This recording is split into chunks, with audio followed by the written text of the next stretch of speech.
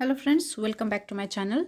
और आज की इस वीडियो में हम लोग डिस्कस करने वाले हैं। आज चूँकि दो महत्वपूर्ण केस की सुनवाई होने वाली थी। एक जो सुप्रीम कोर्ट में चल रहा था, बीएड एंड डीएलएड वर्सेस जो केस था उसका, और एक एस्टेट का जो केस था उसकी सुनवाई होने वाली थी। तो आज मैं आप लोग को अपडेट दूंगी कि दिन भर में क्या क्या हुआ है कोर्ट केस में।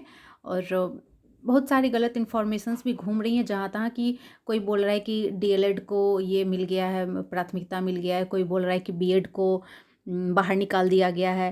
तो फिर हम लोग देखते हैं कि पूरी न्यूज़ क्या है। ऐसा कुछ भी नहीं हुआ है आज। तो हम लोग अभी उसके बारे में डिस्कस करने वाले हैं। ठीक है, चलिए स्टार्ट करते हैं। सबसे पहली बात कि यहाँ पे जो आज सुप्रीम कोर्ट की जो बात हुई है उस पर थोड़ा सा हम लोग डिस्कस कर लेते हैं। तो यहाँ पे मेन जो मुद्दा है यहाँ पे रखा गया, यहाँ पे जो हमारे न्यायमूर्ति साहब थे उनके द्वारा ये रखा गया है मुद्दा कि एनसीटी एंड केंद्र की यूनियन ऑफ इंडिया को पार्टी नहीं बनाए हैं, तो बीएड की एलिजिबिलिटी पर प्रश्न चिन्ह फिर क्यों। उनका मानना था कि एनसीटी और केंद्र की जो यूनियन ऑफ इंडिया की जो पार्टी है उनको भी यहाँ पे कोर्ट केस में मौजूद होना चाहिए था। और दूसरा जो आता है यहाँ पे एक आया है, देखिए यहाँ पे कहा गया है कि BEd and other matter will be decided to the later time. You have not made party NCT, so it will be not be discuss today, go ahead your submission. तो जज साहब का ये कहना हुआ कि चूंकि आपने एनसीटी को पार्टी यहाँ पे नहीं बनाया है उनको कोर्ट केस में डिस्कस करने के लिए, तो ये जो मुद्दा है वो कल के लिए स्थगित किया जाता है।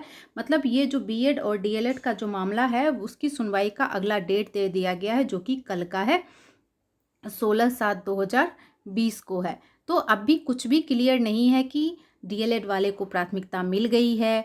बहुत सारे लोग बोल रहे हैं कि बीएड को बाहर निकाल दिया गया है। तो मैं एक चीज़ क्लियर करना चाहती हूँ कि ये तो सोचने वाली बात है कि बीएड को बहाली से बाहर कैसे निकाल दिया जाएगा, जबकि फॉर्म सबमिट करवा लिया गया है। तो बाहर निकालने का तो सवाल ही नहीं हो सकता है।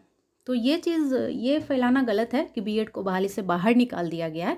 वैसे अभी कोई डिसीजन फुल्ली फाइनली आया नहीं है, तो इसके बारे में अभी कुछ भी कहना पॉसिबल नहीं है। जो भी होगा, अब कल जो डिस्कस होगा कोर्ट में, जो बहस होगा उसके हिसाब से डिसीजन सुनाया जाएगा। तो अभी ये जो बीएड और डीएलएड का जो मामला था उसका कोई कंक्लूजन अभी तक निकल कर के सामने नहीं आया है। जो होगा कल आगे मैं आप लोगों को अपडेट करती रहूँगी। अब नेक्स्ट जो बात थी, एक एस्टेट का भी था। तो यहाँ पे देखिए, पहले तो मैं एक पेपर का न्यूज़ दिखा दूँ आप लोगों को। यहाँ पे साफ साफ कहा जा रहा है कि कोर्ट का जो कामकाज है 20 तक बंद रहेगा, 20 जुलाई तक बंद रहेगा। और आज क्या हुआ, हमारा जो ये पटना के हाई कोर्ट में जो केस चल रहा था ये एस्टेट को लेकर के, तो उसमें देखिए एक नोटिस इशू किया गया। इसमें कहा गया कि as directed please take notice that honourable Mr Justice Anil Kumar Sinha will not hold court today.